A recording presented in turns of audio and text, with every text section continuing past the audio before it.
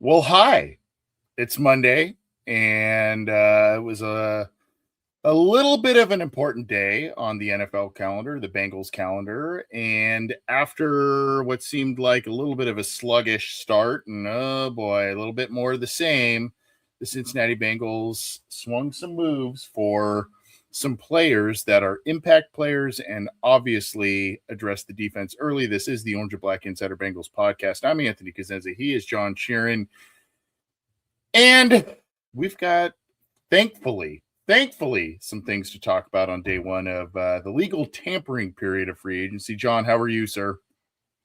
I'm wearing this hat for a very good reason. I'm doing great. I know you are. Exactly. It's doing well, man. I'm doing well. It's nothing like so many months away from an actual game happening, and all the news is just like, money being spent on players. That really just gets your heart pumping when your team actually does something that is worth talking in a positive way to distract you from all the chaos that's going on in the world. NFL free agency is unlike any beast that I've ever had the pleasure of covering, and it is a lot more fun to cover it on days like today.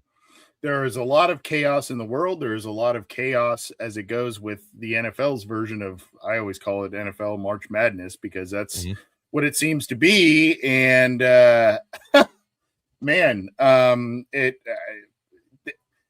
early reports, well, we'll get to it. I mean, early reports had them kind of talking about some guys and, oh, we're involved here and we're involved there, but then there wasn't signings, and you saw teams like the Titans, even the Steelers, getting heavily involved in free agency pretty early and in some pretty big ways, and you're going, hello, Bengals, hello. And lo and behold, what they do is they seem to have a couple of their top players they want to talk to early in free agency, and when it doesn't work out, they pivot. And they, to their credit, the last couple of years, just maybe last year notwithstanding, but last couple of years in general, they seem to pivot pretty quickly, and that's what seemed to happen today in a number of respects. We will talk about that on the Orange and Black Insider Bengals podcast, part of the Believe Podcast Network and the Believe in Cincy podcast channel. And we are brought to you proudly by FanDuel, America's #1 sports book. Go and you got baseball coming up. I haven't really looked. You can't really bet on free agency, can you? I don't think that's a thing you can do. But you can bet on some different sports coming up, and obviously as the football season rolls around, you want to check out FanDuel, America's #1 sports book. And please, as always, bet responsibly. We are also presented by FOCO, the fans only company, where they have exclusive lines of Bengals merchandise for you and or other teams too. So if you've got fans of other teams in your life, you can invest in some great gifts, some bobbleheads, some different things that only they have at the fans only company, foco.com. Both of those links are in our show descriptions if you are watching our video feeds, and it'll be on the audio feed too later on because we're live. I mean, that's just kind of how this thing goes. But we are just pleased to be part of the Believe Network and be sponsored by two great companies. John, already, I mean, nobody's asking me questions. I mean, it's just, I love you, John Sheeran, and John, is it Sabo Appreciation? Oh, well, okay. I mean, I get that because you got the blue light, the blue light. Here it is, the Sabo Appreciation. By the way, always appreciate Chris Sabo. Dude was a stud. So if you're ever compared to him, and even if it's a little bit of a jab of whatever, take that. Sabo was awesome. So, but everybody wants to talk to you, John. No one wants to talk to me. Have you noticed that? That's weird. I don't have Not anything to weird, say. I'm actually. more of an introvert in these situations. That's why I have you do 90% of the talking on this show when you're not drinking Do liqueur.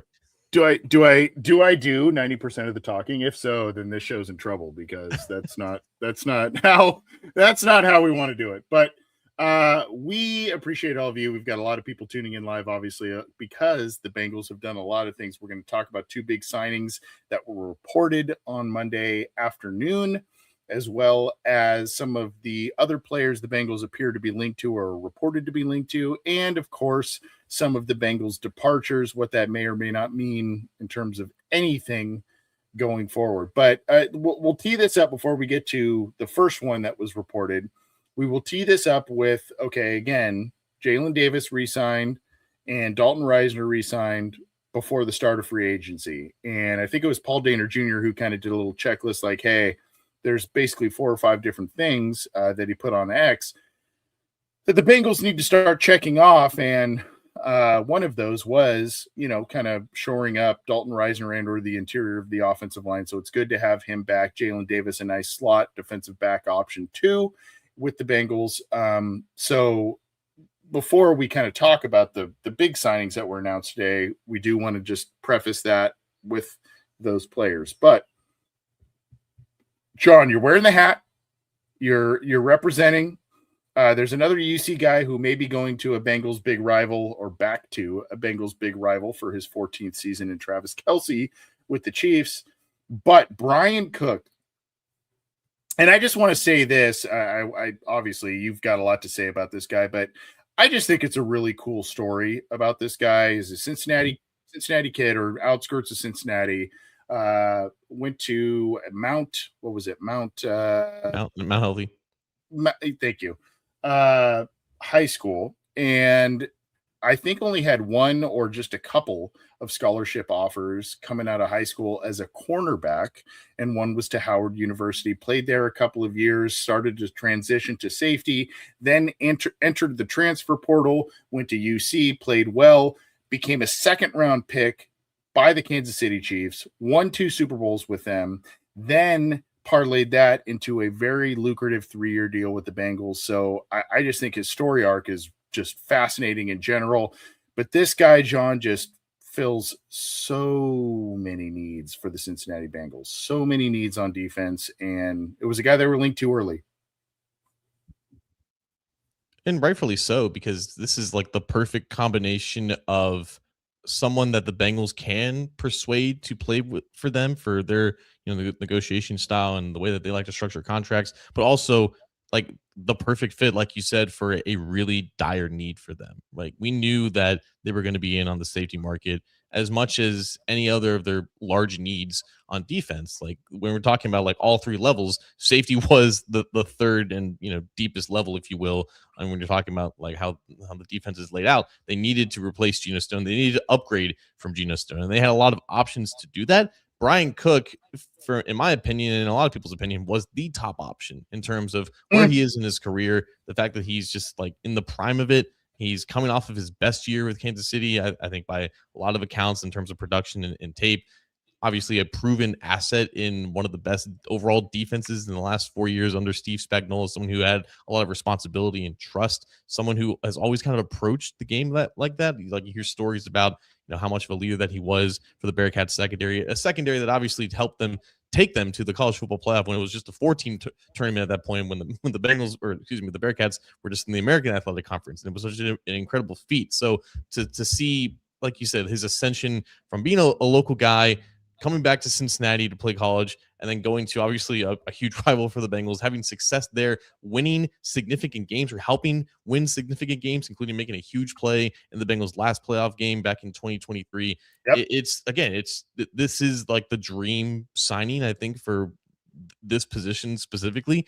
And the fact that they didn't have to necessarily overpay for him is right in line with the market for what safeties were getting. And the fact that the Bengals were able to get him with their preferred contract structure, probably because of the enticing aspect of coming back home to Cincinnati, where he grew up, where he played both high school and college football. It's truly a match made in heaven. And you don't get to say that very often in free agency with the Bengals specifically.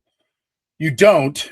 And look, there is just so many things to like about this signing. And the first and foremost, I think, when you look at, I always go like top level, the big stats that everybody looks at, tackles and interceptions and passes defended and all that kind of stuff. But there's that other data that lies underneath that, which is missed tackle rate and depending on your position, right? Like pressure rate, which we'll talk about more with another signing in just a second. But, those underlying data points that aren't, just on the back of a trading card, right? Like the percentages and different. So there's all of that. And one of the things I've kind of come to find out here is depending on who you ask, Brian Cook has missed either not somewhere between 9 or 11 tackles the last 2 seasons with the Chiefs. The tandem of starting safeties for the Bengals last year, by my research, and I could be wrong again, that number fluctuates depending on the resource, but Geno Stone last year alone, now I'm talking Brian Cook, 11 missed tackles in the last 2 years. Geno Stone last year, I saw that he registered 26 missed tackles, whereas Jordan Battle missed 21. So you have a combined 47 missed tackles between those two guys, and you have a guy here who comes in with one of the best rates in that regard. I know he's not taking over 2 positions there, but I just think in general, it limits big plays. It limits yards after the catch stuff. It does so much to a defense. And we'll talk more about this with the other signing that the Bengals reportedly made on Monday, but those championship rings, even if he is just a fifth-year guy and a younger guy, so to speak, hitting his prime, those are the things that resonate with a younger defense that, get garner accountability and all kinds of different things. I know we kind of joked about last year when the Bengals had a players-only defensive player meeting, and you're going, who the hell's leading this thing? Right. The 2 guys they signed today alone, given their championship pedigree, given the stats and different things that they've put up, those are the guys immediately that lead that unit. Exactly. Like I think now they have someone that they can turn to in those crunch time moments when they need a play being made. And Brian Cook wasn't always that guy in Kansas City. Like he kind of just developed into a full-time starter over the past couple of years. And again, like he took a pretty sizable leap in terms of his coverage data this past season. But knowing the fact that he's been there and done that at really just both the collegiate and the NFL level, joining a defense that just doesn't have that necessarily, has never played past the regular season. Obviously, the Chiefs had a down year last year, but the 2 year in the 3 years prior, he won 2 Super Bowls, right? And he saw the likes of Chris Jones and everyone in that locker room kind of lead by example, and also just know what it takes to galvanize and just rally people and your teammates in those moments. And that's, I think, critical at the safety position specifically. If you don't necessarily have that at linebacker, and I think that's why the Bengals are looking at linebackers as we speak to kind of provide that veteran presence. If you don't have that at linebacker, safety is another spot that like people naturally turn to. Geno Stone unfortunately couldn't be that for the Bengals. They're hoping that Jordan Battle continues to kind of develop into that. But again, Cook is more further along in his career compared to Jordan Battle, despite the fact that he's only been in the year for one more year, right? Like in terms of experience. So Cook brings those intangibles that are desperately needed by the Bengals. Yeah. And after this mass exodus that for the most part was necessary because these players were, on the second half of their careers and one of them retired, but DJ Reader, Von Bell, Sam Hubbard, Chidobe Awuzie, Mike Hilton, it's like all those guys are gone. All those guys who were, major participants, major contributors to a defense that always made clutch plays when they needed them to win either the important regular season games or the playoff games. All of them are gone. So it's been a new era for this defense for the past year and a half. And now they have someone that they can turn to who's probably going to be a team captain this year, which is awesome. Immediately. Yeah.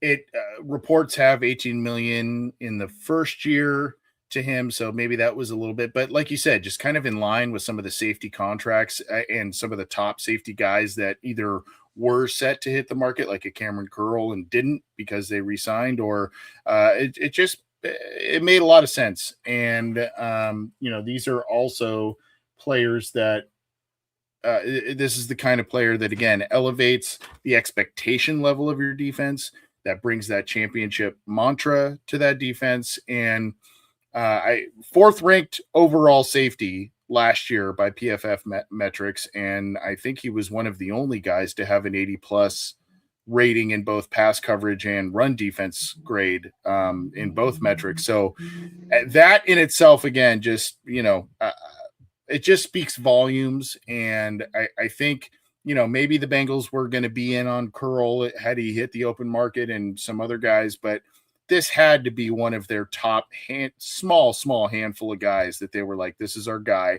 And when you went back to the combine and listened to Al Golden talk about some of the players, we've talked about this with Leo Chenal a little bit, but when you go back to some of the players that he was kind of talking about and what he was looking for in some of these positions, this has to be kind of a little bit of the prototype that he was specifying at this spot. 100%.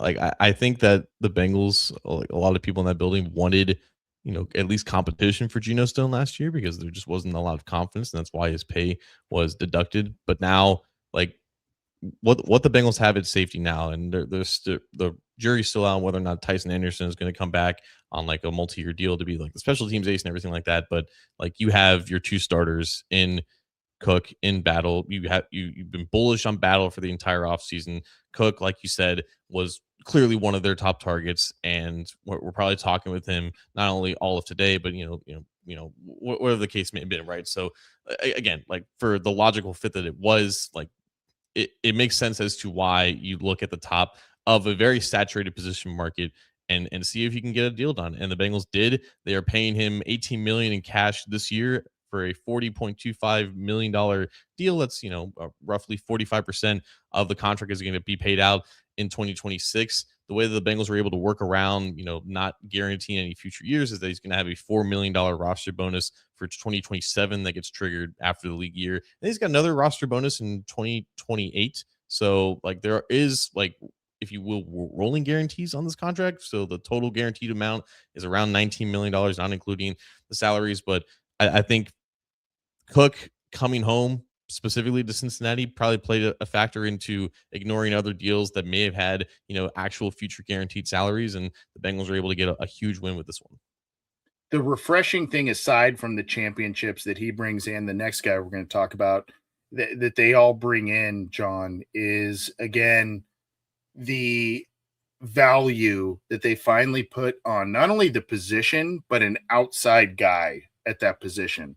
When they've brought in that position before, it's been Reggie Nelson via trade, and then he played excellently for the Bengals, and they re-signed him. George Aloka, they drafted him, developed him. He was a very good player. They extended him there.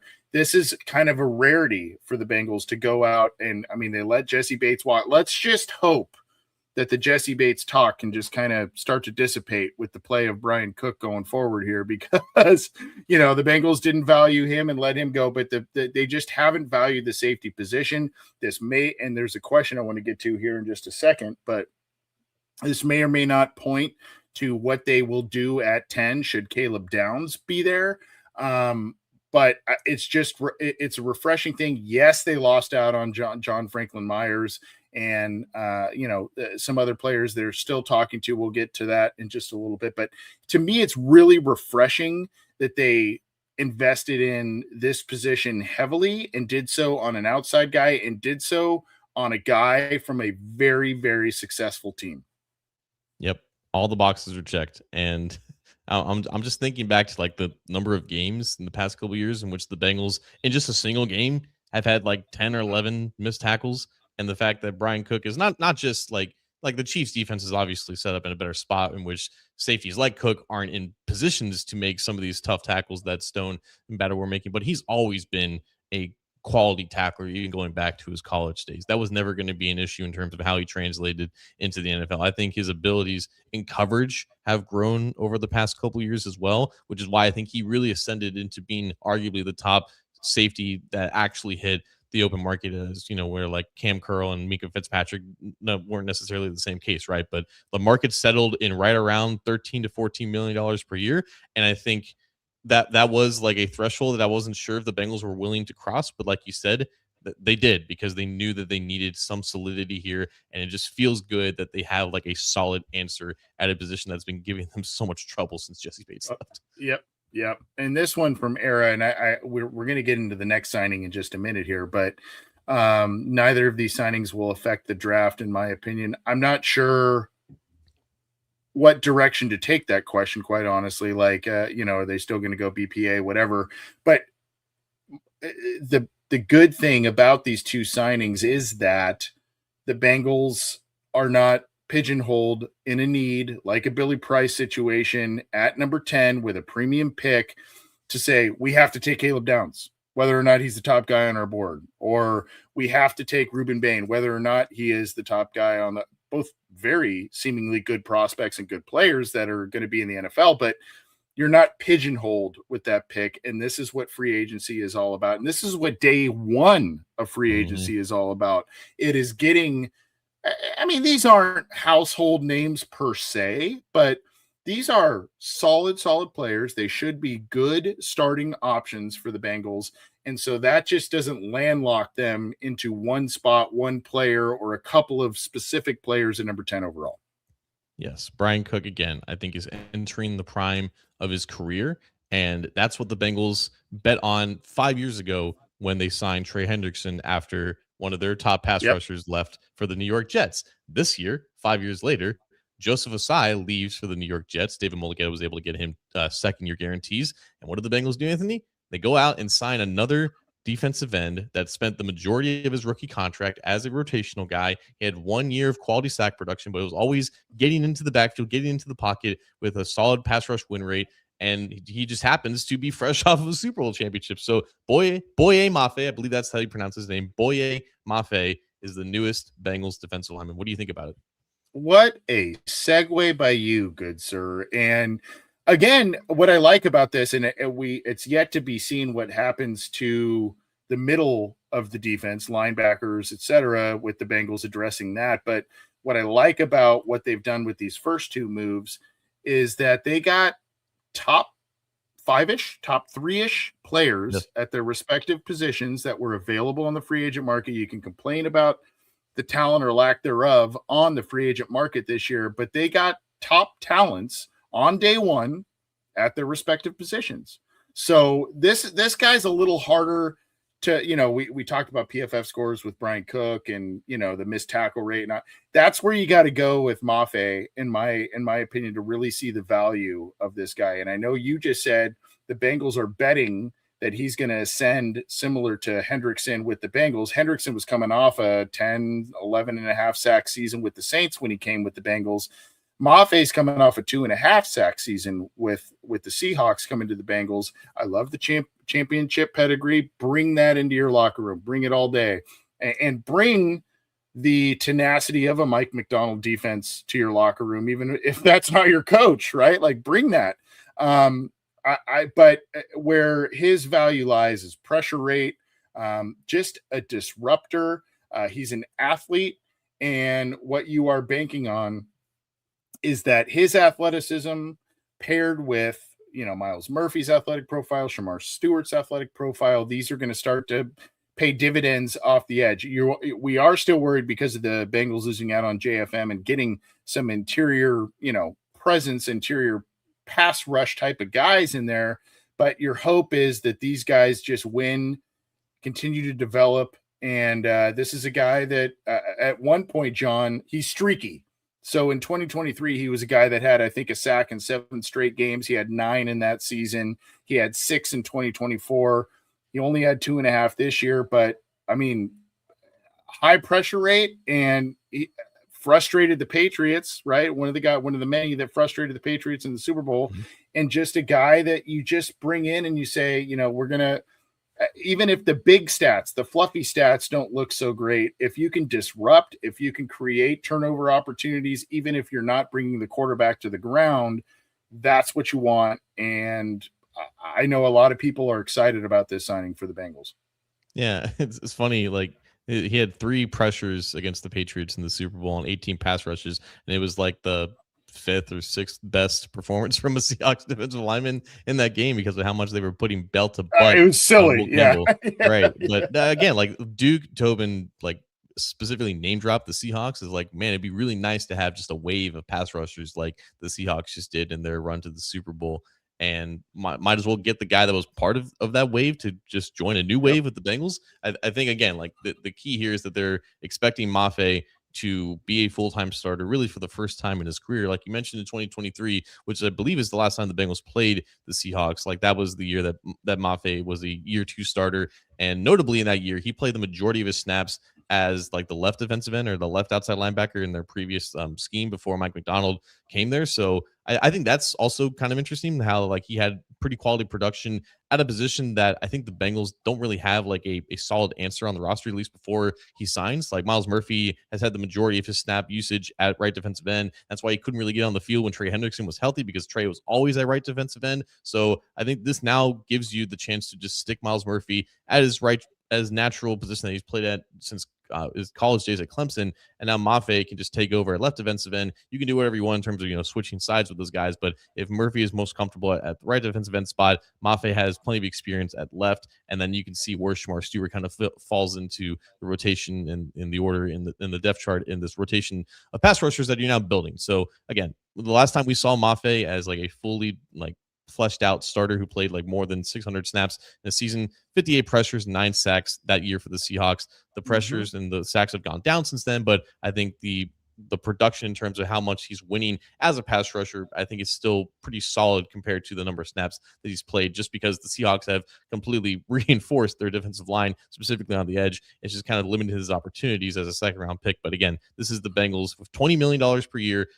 For this salary cap is not even as expensive as when Trey signed for 15 million back in 2021, when the salary cap was like 180 million or whatever. So I think it is a similar sort of type of investment, sort of kind of a bet that they're making, which I don't think which is why to me it's a little bit lower than the Brian Cook signing if we're talking about grading it. But I think I think it is a worthwhile bet based off of what he has been for the Seahawks and where he's probably going to be in the next couple of years.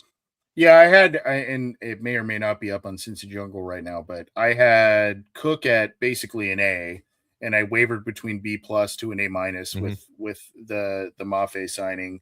The numbers are big for, again, a guy that you talk about high level stats and all that kind of stuff. You go, oh, okay, but I think what people may be struggling with, myself included, I'm not sitting on my ivory tower here, but I think, when you look at a guy like Trey Hendrickson, who had 17 and a half sacks 2 years in a row, runner-up defensive player of the year and all that kind of stuff, and you go, wow, you're letting that fantastic player walk and you're getting a guy, you're replacing him with somebody that has 2.5 sacks.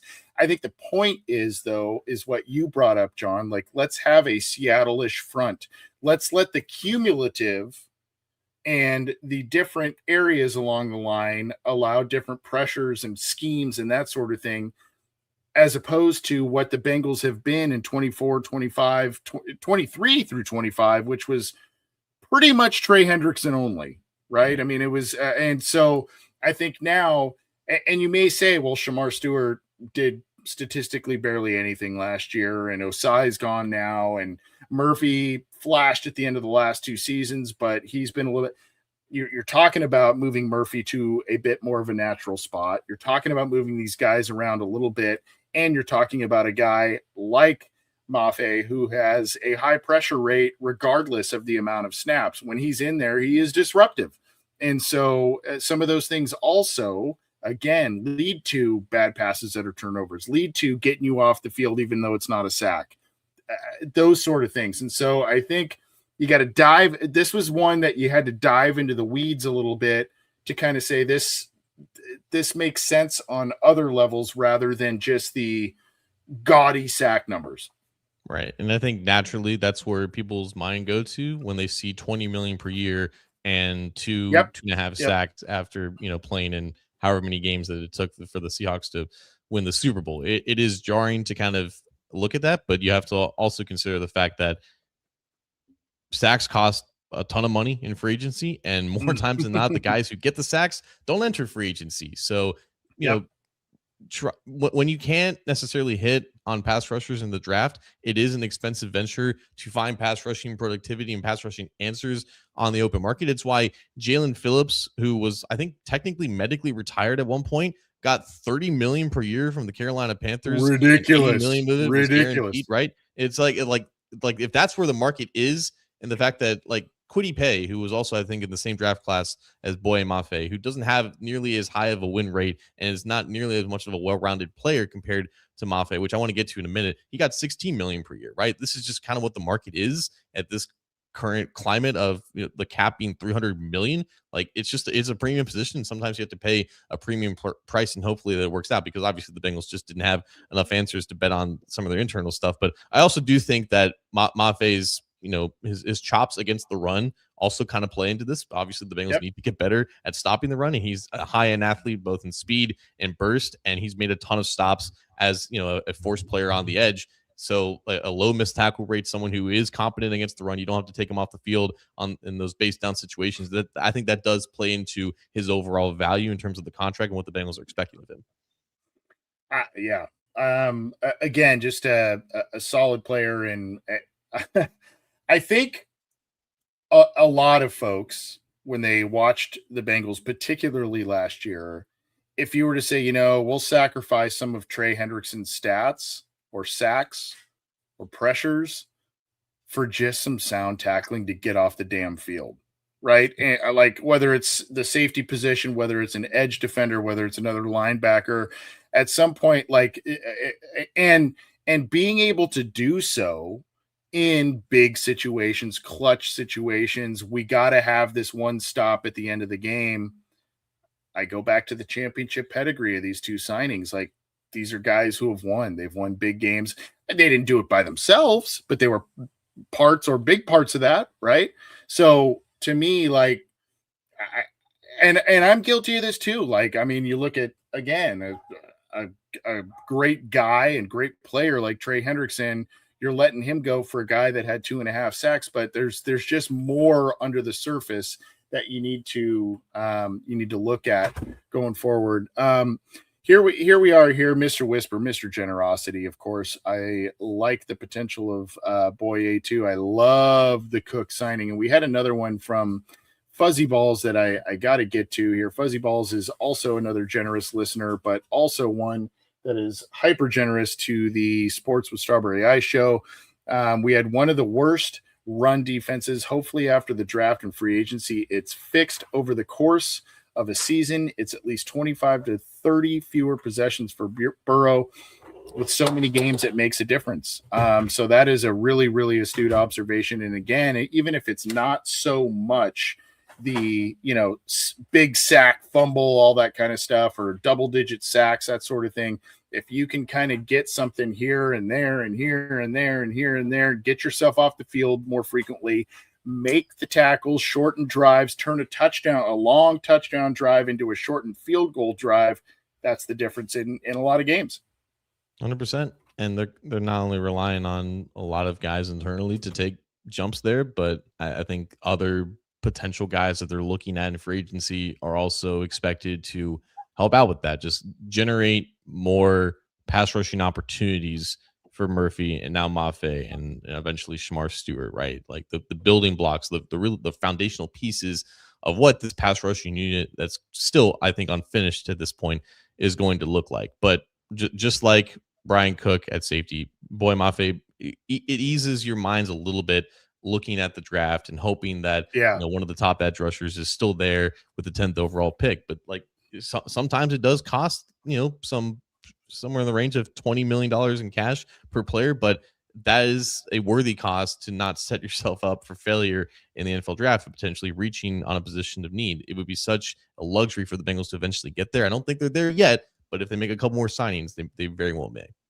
And look, I mean, there's an element of risk to this. I know people are looking at the price tag of the contract and that sort of thing, but at some point too, I know Trey has been so reliable, particularly 21 through 24. But at some point you invested 2 first-round picks into defensive linemen, edge defenders.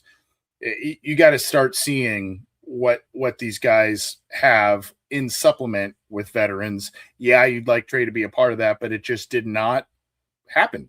And you can blame the Bengals, you can blame Trey. There's probably a little bit of truth to both sides there, but I mean, you have to start seeing what you got out of those guys, and you supplement that with a veteran who comes from a very successful defense, a Super Bowl winning defense, and let the chips fall where they may, I guess. And again, the missed tackle rate, one of those stats that is under the surface, so to speak, but just you can't let plays get way out of control. You can't let drives get way out of control. And even if you have a guy who's getting you 17 and a half sacks a year on one side, if the rest of the defense and the guys around him aren't doing the things that they're supposed to do, this is where a day like this comes into play, and you get some solid guys on the defensive side of the ball. So the Bengals make a couple of reportedly big, I don't want to say signings yet, agreements, right? Because they can't sign for a couple of days, but agreements to a couple of the top players. They're rumored to be linked to a couple of others, and they have had some departures as well. So we'll talk about all of that. Again, this is the Orange and Black Insider Bengals podcast, part of the Believe Podcast Network and the Believe in Cincy podcast channel. We thank the slew of you tuning in live, or if you can't make the live show, we appreciate you tuning in after the fact, but we appreciate that. We are presented by FanDuel, America's #1 sportsbook, and of course, FOCO, the fans only company. Both of those links are in our show description, so go check those out. And we appreciate the support of them. We should appreciate the support of you. We had a couple of people saying, "Oh, this is my first time tuning into the show." That's awesome. We've been around for a while, but we appreciate you tuning in for the first time, and hopefully it isn't the last time going forward. All right, so let's get to some of the rumors, John. The Bengals reportedly are not done. We've talked a lot about Trey Hendrickson. I've been a little tied up over the past hour and a half or so, but to my knowledge, there's not a lot of movement that I have seen on that front. And maybe, he's waiting for the right place, and maybe other teams, who knows, we could see something happen here in just a little bit. But right now, the Bengals reportedly are in on Devin Lloyd. Devin Lloyd was reportedly looking at $17-18 million a year. That seems too rich for the Bengals' blood. Devin Bush, another guy that a lot of people thought that the Bengals might look at, received a contract about $10 million AAV earlier on Monday. And so maybe you meet in the middle there somewhere, and that makes a little more sense for the Bengals. But Devin Lloyd seems to be the guy they're honed in right now with a couple of other teams. I think it's the Panthers and the Saints and some others, but that would seem to be the guy that they would be honed in on. And again, if it's not a JFM, maybe they pivot to a Leo Chenal, maybe another defensive back. Yeah, so let's talk. I want to talk just real quickly about JFM as well, because the Bengals they were reportedly checking in and just kind of like apparently a serious contender to sign John Franklin Myers, who was by far the best pass rushing defensive tackle on the market. The problem obviously is he's far and away the best at that spot, and that's why he ended up getting 3 years, $63 million with about $42 million guaranteed from the Tennessee Titans, going to reunite with his old coach, Robert Saleh, who's now the head coach there for the Titans. The reason why the Bengals didn't get JFM, I don't believe is necessarily because of the total value of the deal, but because of obviously what we talk about all the time. It's just the guarantees, right? He ended up getting 2 of his 3 years fully guaranteed. He's 30 years old. It was just never a place the Bengals were going to go to. I think this relates to Devin Lloyd a little bit, because I do think that the Bengals would be interested in paying Devin Lloyd a competitive average annual value, whether that is $17 million or $18 million. I believe Quincy Williams just signed for $17.5 million per year, or agreed to, with the Cleveland Browns. So that may do some work in terms of setting Devin Lloyd's floor as like clearly the best linebacker still available. But I do believe that if the Bengals are interested in Devin Lloyd, they would try to entice him with a competitive average annual value. And just like with Bryan Cook, where they gave him almost half of his contract immediately in the first year, that's probably a similar offer that they're floating to Devin Lloyd. Other teams like the Carolina Panthers and the New Orleans Saints, who have no issue, obviously, guaranteeing future salaries, they may be giving Lloyd a different sort of deal. And if Lloyd can end up getting the same sort of average annual value with more future years kind of locked in, that's how the Bengals may not end up with their top target. But very clearly, the Bengals weren't just in on Devin Lloyd in terms of linebackers today. Joe Goodberry, who was on stream with Jake Liskow earlier in the afternoon, he basically floated the idea of the Bengals being really in on Quay Walker, who ended up signing with the Las Vegas Raiders for about $13.5 million a year, but two of those years were guaranteed as well. So that could have been a situation in which the Bengals lost out there as well. So it does seem very clear that the Bengals are not satisfied at all with linebacker, and it's beyond just sort of getting this veteran stopgap like a Demarcus Davis who ended up signing with the New York Jets. No, they are going after the top linebackers to get some stability there, not necessarily giving up entirely on Barrett Carter and Demetrius Knight, but looking for a definitive answer nonetheless. Who I had his name at the top of my mind. I can't think of it. The linebacker the Bengals were very interested in. He was with the Jaguars, got traded to the Steelers. This was about 2020 or 2021. They were very Joe Schobert. That's the one. Yes. I kept thinking Schobel, and I'm like, that's Matt Schobel, the tight end. Thank you. That was the one, they were top 2, top 3 in the running. And I think Jacksonville ended up winning that deal. And then he did not perform to that contract, got traded to the Steelers and ended up fizzling out, but that's a different story altogether. Point is, they were at that time very interested in going that route. So I don't think they're opposed to paying, like you said, big annual value potentially in terms of the overall structure of the contract. It's how the guarantees are laid out and when the money is dispersed that could be a big issue for them. And that could be the big sticking point for a guy like Devin Lloyd. But Devin Lloyd, if you were able to get a Devin Lloyd, you are talking about arguably, if not the best linebacker guy in this class. You're talking about a top 5 free agent, probably in Mafe, right? An edge defender, top 5 edge defender. And then you're talking about a top 3-ish safety in Bryan Cook. And you were talking about a top 5 player, if not the best, at their respective position in this free agent market at each level of your defense. And that would be a massive, massive pull for the Bengals. And the young guys that they do like that are continuing to develop, the second-year linebackers, they're really high on Jordan Battle. The young defensive linemen we mentioned, these are guys that help their development too. 100%. I think with Lloyd, there's also the aspect of him being really productive as a pass rusher, specifically this past year with the Jags, 28 pressures, 18 hurries, and a sack on 103 pass rushing reps. Not all of them were as a defensive lineman. Sometimes he was just blitzing as a linebacker, but that was like kind of the theme with what the Bengals were looking at for linebackers. Was what they were heavily alluding to in terms of talking about the position, someone that can come down closer to the box or on the line of scrimmage as almost like a 34 outside linebacker and can kind of do those things that Demetrius Knight couldn't necessarily do as a rookie last year. So Lloyd is an interesting fit in that regard, and that's why other options like Caden Ellis and Leo Chenal, who are still out there, they may be better overall fits for that. But again, like for Lloyd, like you said, he would be, I think, the highest overall graded free agent in this class that the Bengals would have agreed to terms with if he does end up agreeing with the Bengals sometime later tonight or tomorrow, whatever the case may be. And it's a huge swing. It is a huge swing. Who's also again in the prime of his career as well. Like these aren't just like guys who are in their 30s or at the end of their careers and overpaying for like a name and just what they've done in the past. They're when the Bengals make these sort of investments, they're betting on their plays continuing to play well for multiple years or potentially getting better. And I think with Lloyd, who ended up having a phenomenal year for Jacksonville last year, like he's the reason why he's projected to get almost $20 million per year. He is in the prime of his career. And considering where the Bengals were a linebacker just a couple months ago, ending the season, for him to become like the newest guy in there and would really set the standard. And like you said, all 3 levels of your defense just got significantly better in very smart and wise ways, if that ends up being the case. Yeah, it would be a massive coup for the Bengals if they were able to do that. And I mean, there are other options. I know, was it Nick Cross was a guy that they were maybe linked to as well.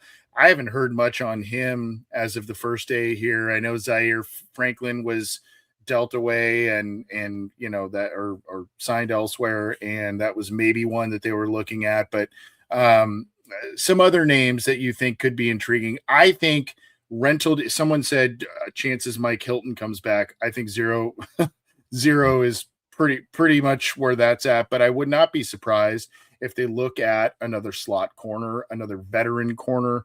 I would not be surprised if they look at another receiver for depth, particularly one who has slot ability. I would not discount that. Tight end, apparently, some reports, I don't know how reliable they are, so don't quote me on it, but David Njoku might be someone that they're looking at as well. Noah Fant just signed with the Saints earlier today. So, there may be some other positions that you don't readily think of because we've been so obsessed with the defensive side of the ball, IDL, all that kind of stuff. There could be some offensive positions they look at. There could be, just veteran corner options that they look at because the Bengals love to have, if they are going to re-sign or attempt to re-sign long-term Dax Hill and or DJ Turner, they would love to have at least something there to say like, hey, we're going to push it, or we've got a little bit of leverage or that sort of thing. 100%. Like I wouldn't be surprised to see like a 1-year deal at cornerback just to bring some stability there, especially when you're probably going to lose Cam Taylor-Britt to free agency. I think guard as well. Like it's just like in terms of a backup signing. Like I could see a reunion with Lucas Patrick, but Cordell Volson. Shout out to Cordell Volson for getting a deal that can earn him up to like $4.1 million with the Tennessee Titans. And if he does end up starting and playing, that could get him into the compensatory pick formula when that's all said and done for next year.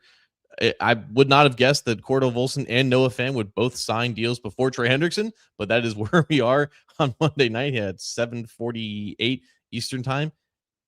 Yeah, cornerback guard, I think, is like underrated or maybe not so much talked about positions the Bengals could target towards, the second and third waves of free agency. But I do think that they're still in on like defensive tackles as well. But like going after Franklin Myers, I don't think was just like a one-off, like Steve, you can get the biggest fish. I think they could be also monitoring, potential cut candidates. Javon Hargrave, I believe, is not yet cut by the Minnesota Vikings, but when he does become available, a guy that obviously played many years in the AFC North, someone who can play nose tackle if needed, but can provide a pass rushing boost inside. And I think that would make some sense in terms of like a 1-year deal. Like it doesn't seem like the Bengals really value in terms of like guys that they're afraid of for defensive tackles. Like age may not be that huge of a factor for them. And Hargrave is obviously 33 years old, but Logan Hall, I think, is probably the best younger option at that spot. And yeah, like just looking at the rest of the free agent market at that position and what the draft looks like, there's not a lot of opportunities to get an upgrade there. So it wouldn't shock me if the Bengals kick the tires on those guys as well. Yeah, just a couple of James Hawley says, let's not forget Eric All is returning. Eric All did put on X that he is coming back, but kind of like who was it? Rodney Anderson, right? When he just re-injured that same knee, it's just kind of never the same. You and I have a soft spot for Eric All because we talked to him and just a great, nice young man, and we wish him the best. But this is a business after all, and so the Bengals may, look to do some adding to that spot. And then Scott says, what about Cam Curl? Cam Curl was signed, a day or two before the onset of free agency, re-signed to the Rams, so he is no longer available. And, of course, Crypt, who is a regular here, appreciate the awesome shout-out there on that. Other guy, I mean, again, quiet on Chenal, quiet on Hendrickson. I mean, that's another one. Someone said, what about Mike Hilton? Hendrickson coming back, I think that's, I mean, he already said a goodbye with Nickelback in tow, so I don't think that that's happening either. But there are some other guys, and I think my expectation is probably I don't expect Lloyd. I would expect a Chenal, maybe an Ellis or some others that you've talked about, a linebacker addition, probably a mid-tier defensive tackle position, but then that's when they would ride the wave 2, wave 3 for those rental deals on some of those veterans that may be out there. That's kind of my expectation. And I don't mean to pour a bucket of cold water necessarily. I mean, there's still a couple of nice names in there, but I've just seen this team operate, in free agency before. And they like to, after they maybe do a couple of these moves, they like to see that second wave or some cuts because of these big contracts that have been given out to other players on other teams. Cuts specifically is an interesting conversation because like they don't know at this point what Trey Hendrickson is going to get. I think we all kind of assumed that he was going to sign sometime today as like the most, the most lucrative defensive end contract.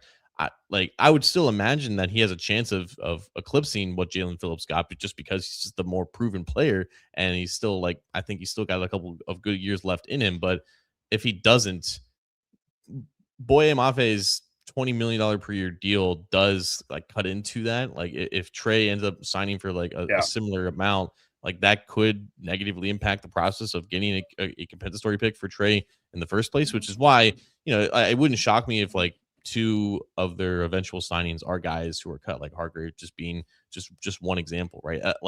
Eldon Jenkins from the Packers is another cut that I think could potentially intrigue the Bengals if he's looking to just Hmm. be a backup for a year. Like again, like that's probably best case scenario, but just another guy that like I'm just thinking off the top of my head. But as of right now, Noah Fant signing a 2-year deal with the Saints, he probably has enough in terms of value to factor in the formula. Cordell Volson somehow got in there as well. Joseph Asai, his deal was 3 years, 36 million. So that's firmly in like the 5th round range as well. So as of right now, the Bengals have had more players leave with qualifying deals that factor into the comp pick formula than they've signed themselves, which is where I think the Bengals would love to be at by the time free agency does end. But I mean, very clearly by the contracts that they gave out to Cook and Mafe, it's not their top priority necessarily.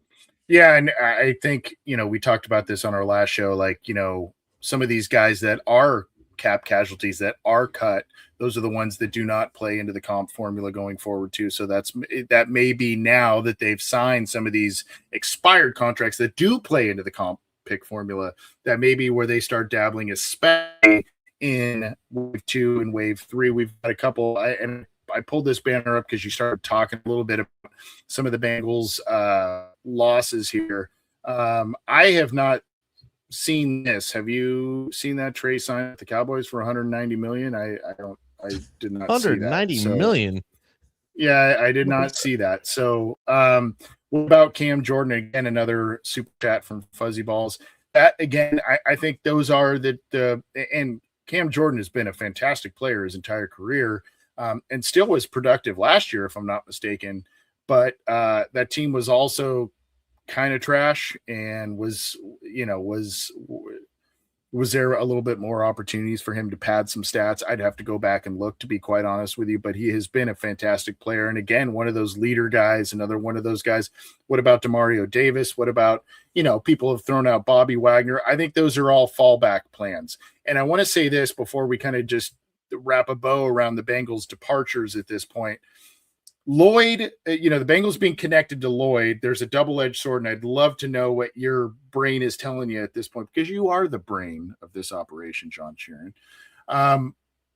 As more, part of me was like, top guy, that's going to be one of the first guys, first few hours signed, right? Like that's going to be someone out there is going to be like, we got to get this guy. We may have already been talking to him at the combine. I don't know. But we're going to get this guy signed right away. As more time goes by, maybe his expectations and wants of salary have lessened, especially with Devin Bush's contract and that sort of thing. But the other side of that coin is, as more time goes on and he whittles it down to maybe 3 to 5 teams that are interested, that's where the little tit for tat, are you going to add this in, or where's the guarantees, all that kind of stuff.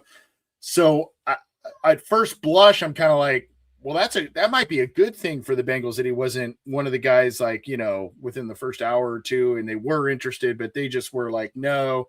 But as this first day has gone on, and they're still into the talks with him, is that a good thing, or does that not play into their corner? Yeah, it's always a mystery as to whether or not, number one, the Bengals' interest is legitimate, or number two, they're kicking the tires just to see how much a guy would cost and what his market would end up being, or if the player is just using the team as leverage, which was the classic Kenny Galladay thing back in 2021 when he signed his massive deal with the New York Giants. So we aren't privy to all those details, but I do think, considering the Bengals need at linebacker and like their prototypical big splash of a free agent profile, like Lloyd does fit like the profile to pretty much to a T. It would just be unprecedented in terms of spending for this position, kind of like how Brian Cook is unprecedented for how much the Bengals have spent on a For safety. an outside guy. Yep. Exactly, Yep. right. Like it's, I think, on par with what they tried to offer Jesse Bates a handful of years ago. But again, when you're talking about like what the salary cap is now, the fact that the position market has kind of stagnated, it made it more palatable, I think, for the Bengals to go that route and considering how much of a big need that it was. But yeah, I think the longer that Lloyd is out there, the more other teams have kind of, pivoted and moved on to other linebackers as well. I think the more narrow the range in terms of the negotiating wiggle room for both sides becomes, and that's where you end up getting a deal. I I don't know. This is probably very far fetched for me, Anthony. So it's like just call me on my BS. But he was a teammate of Zach Moss at Utah, and Zach Moss didn't leave the Bengals on the best of terms. So if he is deciding on the Bengals, I hope he doesn't reach out to Zach Moss because Zach Moss doesn't have very nice things to say about the Bengals. But it's a dot to connect. I mean, as yeah. as far fetched as it may seem, I mean that's a. I only say that because the Bengals just I think have rarely ever had players from Utah, and I don't know how close that program is, but like there was overlap between Lloyd and Moss, and obviously again Lloyd would be getting significantly more money from the Bengals than Moss did, and presumably wouldn't be cut every year. So I can't imagine it's a very likely scenario and everything like that, but it is something that I think about. Yeah, no, that's a dot to connect for sure. Just to kind of put a bow on not only the show, but the recapping of the Bengals departures. We talked about Volson being gone, Osai being gone, and some others. The unknowns, Hendrickson, as we mentioned, Jake Browning was not tendered, correct? So the Bengals will allow him to test free agency. Apparently, he may still be a guy they look to bring back. I think they are, and Flacco as well. I think those two parties are going to let Flacco see what's out there and then what opportunities potentially to start are out there. And then if there is not those, that may be a deal where that's their guy to bring back and then a developmental draft pick or that sort of thing. Who else am I missing here? We talked about Noah Fant leaving for the Saints. And a couple of other unknowns at this point. Joe Flacco's still out there. Yeah. So yeah, all in all, I mean, obviously Trey's going to be a big loss. The Bengals tried to, do a pretty big move today to offset that. And, Geno Stone on his way out as well. So, again, the Bengals did some good moves today at two layers of their defense. They are still working potentially at the middle level of their defense. Who knows what they're going to be doing potentially. We talked about Njoku. We talked about some other guys that they may have been connected to. But the Bengals, their version of all in may not be ours. But after a slow hour and a half to start free agency without a lot of reports, they got to work. They did, and they've been working all day. It's kind of this cycle that perpetuates every free agency. If nothing happens immediately, then you start to panic because the options start dwindling. But I really don't think that before Brian Cook signed, it was really just JFM that was like the guy that I think the Bengals like would have fit really well. Most of the other signings I think were a bit overpriced for what those players were. There were only a handful of guys that I think would have made sense as actual Bengals targets. If we were going live right now and Cook and Mafe had signed at other places, they hadn't signed anyone, this is where the options were, it would be a much worse situation. And that's obviously just looking at it from that lens. I think the Bengals are in a really good spot entering day 2 of the negotiating window. They're no longer using tampering in this title, Anthony. We're just calling it negotiating. I'm sorry. Legal negotiations, yes. Because legal tampering has been an oxymoron for far too long, apparently, according to the NFL's eyes. I mean, everything has to be, buttoned up for them. So entering day 2 of negotiating, I do think there are still plenty of good targets and players that could fill the Bengals' needs, and they already have 2, so they're in a good spot. They are in a good spot, and the good spot that I'm looking down the road is not only, again, some veteran 1-year rental deals or palatable deals, but the draft, John. And I'm talking in those first 2 rounds, really. These 2 signings today really just kind of helps open things up for those first 2 picks for them. And this is usually for those who are new to this is kind of our drop the mic thing where we kind of have a little final thought thing. But that's to me what's refreshing. It's refreshing to see them kind of make some splashes, and you can debate, I guess, about some of those. I mean, what did you think about the Owe contract? I mean, he got his was 100 million, and that was another guy a lot of people wanted the Bengals to potentially look at. But I mean, that's a huge deal, and I don't think they were ever going to be, in something like that. But that's what kind of also excites me is when you are aggressive, especially on day one, and especially at least one premier position, an edge defender. I know safety's not really that, but at one premier position, it just opens things up at number 10, and then early in the second round for you. It gives you flexibility, and you're not pigeonholed into like, we got to take a Sonny Styles, we got to take a Caleb Downs, we got to take one of those guys. So that's what I liked about today. I think that's kind of my big takeaway. Yeah.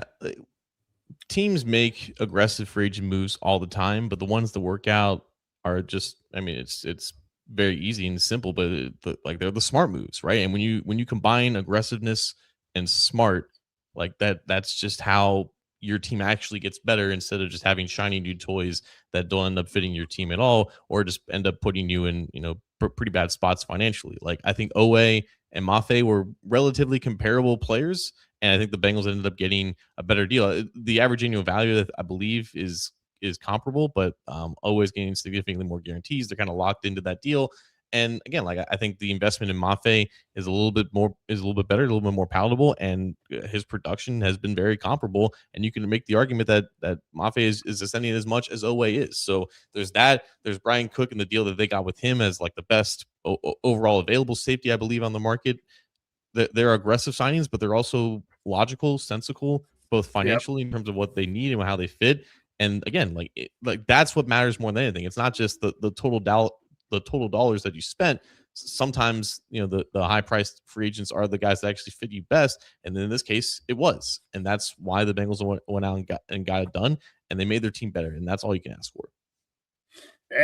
And it's also nice to see, to hear about a vision from a guy like Al Golden, and we can talk till we're blue in the face about the pros and cons about Al Golden after 1 year with the Bengals as the defensive coordinator, but it's nice to see him have some visions of players and the Bengals execute higher level deals on some of the players that he specifically was talking about at the combine. So that these are guys that he had in mind for a while. Any other breaking news or anything, John, that you were scouring? I know we're kind of preoccupied. We're scouring comments on our show. We've got a ton of people tuning in live, which is awesome. But anything that needs to be said as we are after 8 p.m. Eastern on the first day here?